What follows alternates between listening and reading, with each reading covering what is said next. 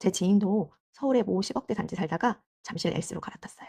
이 짧은 단 5주 사이에 갈아탄. 안녕하세요, 로드입니다. 이걸 제가 편집해서 올렸을 때쯤이면 2026년일 것 같아요. 네, 2025년 부동산을 대책으로 순서를 정리해 볼 거고요. 저는 올해 5월에 서울 아파트를 매수하였습니다. 그 당시의 분위기랑 같이 한번 오늘 말해보는 시간을 가지려고 해요. 혹시 2월 기억나시나요? 재산권 보호랑 부동산 시장 침체를 명분으로 해서 오세훈 시장이 잠실, 삼성, 대치, 청담 일부 지역을 해제했고요. 이후에 3월 19일 다시 강남, 서초, 송파, 용산구를 전체를 재지정했어요. 제 지인도 서울의 모 10억대 단지 살다가 잠실 엘스 같았어요. 이 짧은 단 5주 사이에 갈아탄 거예요. 왜냐면 이때는 7월에 스트레스 DSR 40% 예고되면서 상당히 매수 심리가 슬슬 올라오는 시기였거든요. 그 스트레스 DSR에 대한 불안감과 그리고 토어제가 해제됐다는 그 두 가지 요소로 인해서 폭발적으로 증가하기 시작했죠. 이후에 선거가 끝나면서 6.27 대책 기억하시나요? 제가 집을 사고 나서 딱 한 달 뒤였어요. 이때 당시에는 정말 충격적이었던 게 있었어요. 네, 맞아요. 주담대 한도 기억하시나요? 바로 6억이었어요. 예전에 13억 집을 LTV 70%로 9억 대출 가능했다면 지금은 13억 집을 6억까지만 되는 거예요. 자기 자금이 바로 7억이 필요한 거겠죠. 2주택 이상은 LTV가 0%고요. 추가 주택 매입 시에는 대출 전면 금지가 됐었어요. 이때는 거래가 완전히 얼어붙었죠. 그런데 아시나요? 다시 한 달 후에 거래가 시작됐던 거예요. 그리고 98 대책. 이때는 특별히 영향을 많이 미치진 않았어요. 바로 98 대책의 핵심은 뭐였냐면 규제 지역을 LTV 50%에서 40%로 감소시키는 거고 10억 매매가가 있다면 5억 대출이 아니라 4억밖에 되지 않는 거예요. 매수 문의가 이때는 또 얼어붙었었죠.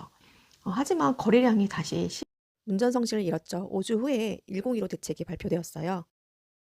이때는 상당히 영향이 컸어요. 서울 아파트의 거래량이 상반기 대비해서 증가한 것을 보고 정부가 다시 발표했어요. 갈아타기 문의가 급증했던 시기였는데요. 토어제는 정말 충격적이었죠. 서울 25개구를 전체를 할 줄은 정말 몰랐거든요. 하남, 광명까지 토어제 지정이 되었어요. 다행히 구리가 되지 않아서 구리는 지금 거래가 꾸준히 일어나는 상황이었죠. 저는 언제 했냐고요? 5월 마지막 주에 했습니다. 네, 정말 문 닫고 아슬아슬하게 했는데요. 제가 같은 매물을 두세 팀이 같이 동시에 상담하는 걸 들었고 사실 두 개의 아파트 물건을 봤어요. 다른 아파트였거든요. 한 개 물건은 내고 자체가 되지 않아서 물건을 포기해야 했고요. 두 번째 물건은 내고가 되어서 살 수 있게 되었습니다. 당시에 가계약을 바로 하게 되었습니다. 제 상황은 그때 살 수밖에 없었던 상황이 있었어요. 지방 아파트를 보유했거든요. 공급 부족인 지역이라 바로 매도 가능했지만 저는 손해를 본 매도였어요. 왜냐하면 취득세를 8.4%를 냈거든요. 제가 처음에 말씀드린 것처럼 매매가 대비 20% 올랐습니다.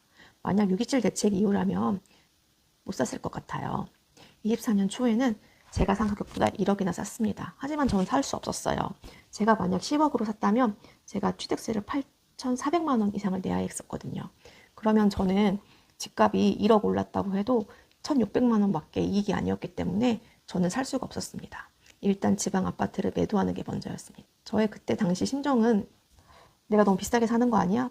문 닫고 들어가는데 내가 사면 그게 떨어지는 거면 어떠지? 라는 이런 고민들이 많았어요. 여러분은 어떠셨나요? 2025년에 내 집 마련 하셨나요? 혹은 투자하셨나요? 정말 주마등처럼 지나가요. 여러분의 2026년에 부동산 매수를 진심으로 응원합니다. 만약 여러분이 종잣돈과 대출 가능 금액과 그리고 지식이 겸비되어 있다면 매수하시는 걸 추천해요. 지금은 서울시장은 실거주자에게 유리한 시장입니다. 여러분, 좋아요와 구독 눌러주세요. 감사합니다. 로드였습니다.